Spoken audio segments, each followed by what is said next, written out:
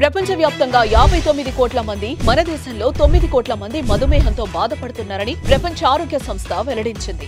ప్రతి 7గురిలో ఒకరు డయాబెటిస్ తో బాధపడుతున్నారు. భవిష్యత్తులో ప్రతి 7గురిలో 4 అయ్యే అంచనా. డయాబెటిస్ మీద పూర్తి అవగాహన అందించి డయాబెటిస్ నుంచి తెలుగు ప్రజలను కాపాడే ప్రయత్నం చేస్తోంది సుమన్ టీవీ.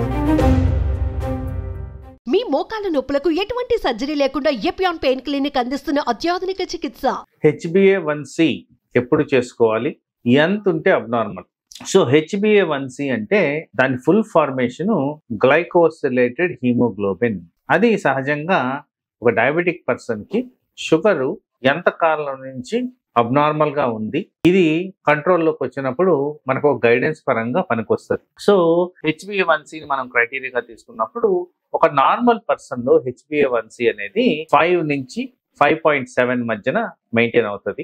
అలాగే 5.7 నుంచి 6.5 వరకు ప్రీ డయాబెటిక్ కింద కన్సిడర్ చేయాలి. 6.5 అండ్ అబోవ్ డయాబెటిక్ కింద కన్సిడర్ చేయాలి. సో HbA1c యూజువలీ మనకి ఒక డయాబెటిక్ పర్సన్ లో ప్రోగ్నాస్టిక్ క్రైటీరియా కింద మనం కన్సిడర్ చేసుకుంటాం. అంటే హై లెవెల్స్ ఆఫ్ HbA1c ఉన్న చోట complications of organ like liver, brain, heart, kidneys ఇవన్నీ ఎఫెక్ట్ అయ్యేదానికి ఆస్కారం ఉంది. కాబట్టి HbA1cని అదుపులో ఉంచి జనరల్ గా 6.5 నుంచి 7 మధ్యన మెయింటైన్ చేసిన దానివల్ల అవయాల మీద ఎక్కువగా ఒత్తిడి పడకుండా కాంప్లికేషన్స్ ని నివారించే విధంగా మనం HbA1cని మెయింటైన్ చేయాల్సిన అవసరం అయితే ఉంది. అవసరమైన చోట ఎక్కడైతే అబ్నార్మల్ గా HbA1c ఎలివేటెడ్ గా ఉంటే అక్కడ ఇన్సులిన్ ట్రీట్మెంట్ కూడా డాక్టర్ సూచనలు, సలహాలు తీసుకొని మనం చేయాల్సిన అవసరం అయితే ఉంది. దీనికి స్ట్రిక్ట్ గైడెన్స్ అనేది జరుగుతుంది.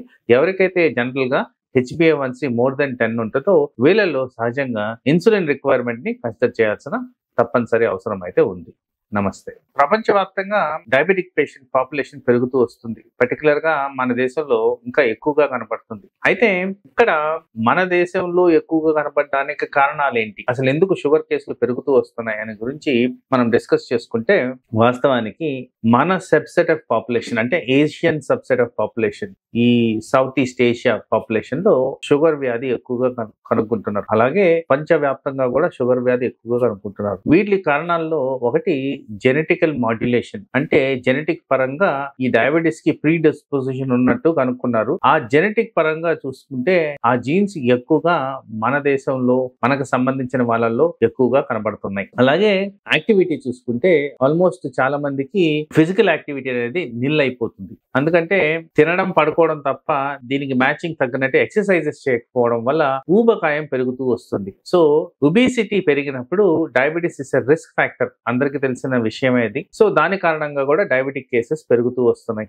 అలాగే కన్జంప్షన్ ఆఫ్ ప్రాసెస్డ్ ఫుడ్, చాలా ఎక్కువగా ప్రాసెస్డ్ ఫుడ్ కన్జంప్షన్ జరుగుతుంది. అది వెస్టర్నైజేషన్ మోడ్ లో. వాటిలో కూడా ఎక్కువ క్యాలరీ ఉన్న ఫుడ్, ఎక్కువ షుగర్స్ ఉన్న ఫుడ్, అదే విధంగా చూసుకుంటే మనకి easily digestible, easily calorie giving food తీసుకున్నప్పుడు డయాబెటిస్ రిస్క్ ఫ్యాక్టర్స్ పెరుగుతుంది. అలాగే మనం గమనించుకుంటే వర్కింగ్ ప్యాటర్న్స్ లో నైట్ టైము నిద్ర అనేది చాలా మందిలో లోపిస్తుంది. నిద్ర లోపాలకు గురైన వాళ్ళందరిలో కూడా హార్మోనల్ ఇర్రెగ్యులేషన్ జరిగి తద్వారా షుగర్ ఎఫెక్ట్ అయ్యేదానికి, దీర్ఘకాలంలో సమస్యలు వచ్చేదానికి మనకి ఎవిడెన్స్ గా ఇది కనబడుతుంది. అలాగే గమనిస్తే మానసిక ఒత్తిళ్లు కూడా చాలా ఎక్కువగా ఉన్నాయి. మానసిక ఒత్తిడి కారణంగా కూడా డయాబెటిస్ అనేది పెరుగుతూ వస్తుంది. ఎక్కడైతే హార్మోనల్ ఇంబ్యాలెన్స్ వస్తుందో ఆ కారణంగా డయాబెటిస్ కేసెస్ పెరుగుతూ వస్తున్నాయి. కాబట్టి ఇవన్నీ కూడా మనకి డయాబెటిస్ పాపులేషన్ పెరగడానికి ప్రథమంగా కారణాలు. సో సమ్మరైజ్ చేసుకుంటే, ఒకటి ఆహార పద్ధతులు, ఎక్సర్సైజ్ నియమాలు, రెస్ట్, స్ట్రెస్,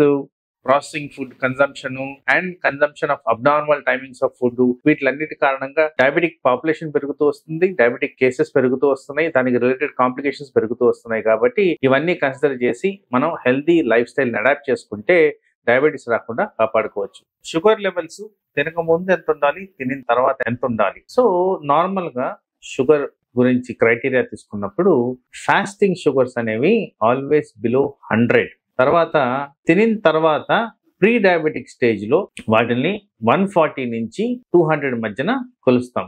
అలాగే బిలో 140 గాని ఉంటే అది నార్మల్ లెవెల్, అబౌవ్ 200 గాని ఉంటే అది డయాబెటిక్ లెవెల్ కింద కన్సిడర్ చేయాలి. సహజంగా షుగర్ ని డయాగ్నోస్టిక్ క్రైటీరియా తీసుకున్నప్పుడు fasting sugars more than 126 and post lunch sugars more than 200 ఉంటే దీన్ని అబ్నార్మల్ కింద మనం కన్సిడర్ చేయాల్సిన అవసరం ఉంది. సో అందుకోసం లెవెల్స్ ఆఫ్ డయాబెటీస్ మనం డిసైడ్ చేస్తున్నప్పుడు పర్ఫెక్ట్ గా ఫాస్టింగ్ పోస్ట్ నుంచి డయాగ్నోస్ చేసి ఆ విధంగా అవసరమైన చోట treatment, alternative mechanisms, diet, exercise recommend చేస్తూ దీన్ని ఫాలోఅప్ లో ఉంచుకొని డయాబెటీస్ అదుపులో ఉంచి డయాబెటిక్ రిలేటెడ్ కాంప్లికేషన్స్ రాకుండా మనం కాపాడుకోవచ్చు. సో ఇన్ జనరల్ చాలా మందికి ఉన్న హ్యాబిట్స్ లో మార్నింగ్ బ్రేక్ఫాస్ట్ అనేది చాలా మటుకు మిస్ అవుతూ ఉంటారు. ఆల్మోస్ట్ నా ఉద్దేశంలో 40 to 60% of people breakfast skip చేయడం అనేది గమనిస్తూ ఉంటారు క్లినికల్ ప్రాక్టీస్ లో. బ్రేక్ఫాస్ట్ స్కిప్ చేసిన దాని వల్ల ఈ ఫాస్టింగ్ డ్యూరేషన్ అనేది పెరుగుతుంది. ఫాస్టింగ్ డ్యూరేషన్ పెరగడమే కాకుండా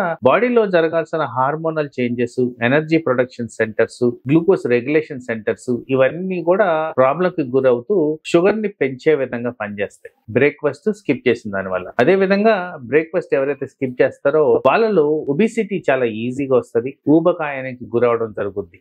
సో అలా హార్మోనల్ ఇంబ్యాలెన్స్ జరిగిన విషయాలకు వస్తే బ్రేక్ఫాస్ట్ స్కిప్ చేయడంలో చాలా ఎక్కువగా ఉంటది.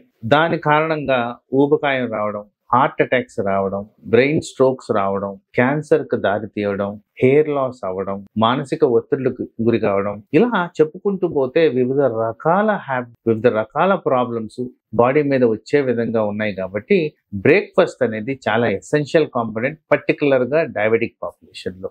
అండ్ బ్రేక్ఫాస్ట్ ఎవరైతే ప్రాపర్ గా మెయింటైన్ చేస్తారో వీళ్ళలో energy consumption values, metabolic rate ఏవైతే జీవక్రియలు బాడీలో జరుగుతాయో అవి ప్రాపర్ గా జరుగుతూ కన్జంప్షన్ అనేది ప్రాపర్ గా జరిగిన దాని వల్ల వీళ్ళలో ఫ్యాట్ శాతం తగ్గే విధంగా పనిచేస్తూ అవయాలకు సంబంధించిన కాంప్లికేషన్స్ రాకుండా HbA1c నార్మల్ గా రెగ్యులేట్ అవ్వడం జరగడం, షుగర్ లెవెల్స్, షుగర్ కి సంబంధించిన కాంప్లికేషన్స్ తగ్గుతాయి. కాబట్టి ఈ విధంగా బ్రేక్ఫాస్ట్ తిన్న వాళ్ళల్లో ఆల్మోస్ట్ వాళ్ళకి దినచర్యలన్నీ ప్రాపర్ గా సాగే విధంగా కాంప్లికేషన్స్ రాకుండా డయాబెటిక్ మెయింటైన్ చేస్తూ లాంగ్ టర్మ్ లో హాయిగా ఉండే విధంగా చేస్తారు. కాబట్టి కంపల్సరీ బ్రేక్ఫాస్ట్ కన్జ్యూమ్ చేయడం ఇంపార్టెంట్. అదే విధంగా స్పెసిఫిక్ గా డయాబెటిక్స్ గురించి మాట్లాడినప్పుడు నేను చెప్పిన మోడిఫికేషన్స్ టు డైట్ చేస్తే మీకు హై క్యాలరీ కన్జ్యూమ్ చేసినా గానీ షుగర్ లెవెల్స్ ఎక్కువ కాకుండా, షుగర్ రిలేటెడ్ కాంప్లికేషన్స్ రాకుండా మనం నివారించుకోవచ్చు. నమస్తే. సో ఫాస్టింగ్ షుగర్ ఎలా చేసుకోవాలి అన్నప్పుడు ఫాస్టింగ్ షుగర్ కి ఐడియల్ గా more than 8 hours of gap అనేది ఉండాలి. సో జనరల్ గా నా రికమెండేషన్స్ ఎప్పుడు కూడా 8 లోపల డిన్నర్ తినాలి అని చెప్తుంటాను. సో అప్పటి నుంచి మార్నింగ్ 6 వరకు ఏమీ తినకుండా గ్యాప్ మెయింటైన్ చేస్తే that will take you about 12 to 14 hours gap అనేది మెయింటైన్ అవుతుంది. అలా చేస్తే అది ఐడియల్ టైం ఫర్ ఫాస్టింగ్. ఆ ఫాస్టింగ్ షుగర్ శాంపుల్ కూడా మార్నింగ్ 6 to 7 మధ్యన తీసుకోవాల్సిన అవసరం ఉంది. ఇన్ జనరల్ మనం రాత్రి ఆహారం తీసుకున్న తర్వాత మధ్యలో ఎటువంటి ఆహార పదార్థాలు కన్జ్యూమ్ చేసి ఉండకూడదు. తర్వాత మార్నింగ్ టైము చాలా మందికి ఉన్న డౌట్ టాబ్లెట్ వేసుకోవాలా వేసుకోకూడదా అని. ఆ టైంలో టాబ్లెట్ వేసుకోకుండా చేయాల్సిన test fasting blood sugar test. For example కొంతమందికి గ్యాస్ట్రిక్ టాబ్లెట్, థైరాయిడ్ టాబ్లెట్ ఉదయాన్నే వేసుకోవాల్సిన అవసరం ఉంటుంది. ఆ ఒక్కరోజు మనం మినహాయించి 15-20 నిమిషాల తర్వాత వేసుకున్నా గానీ నష్టం లేదు, ఆర్ టాబ్లెట్ వేసుకున్నా గానీ ప్రాబ్లం లేదు. ఈ విధంగా ఫాస్టింగ్ బ్లడ్ షుగర్ చెక్ చేయాల్సిన నియమాలు పాటిస్తే మీకు అక్యురేట్ లెవెల్స్ మెయింటైన్ చేసే విధంగా మనకి లాంగ్ టర్మ్ లో కూడా ఫాస్టింగ్ షుగర్ ని కంట్రోల్ చేసుకునే విధంగా కూడా పనికొస్తుంది.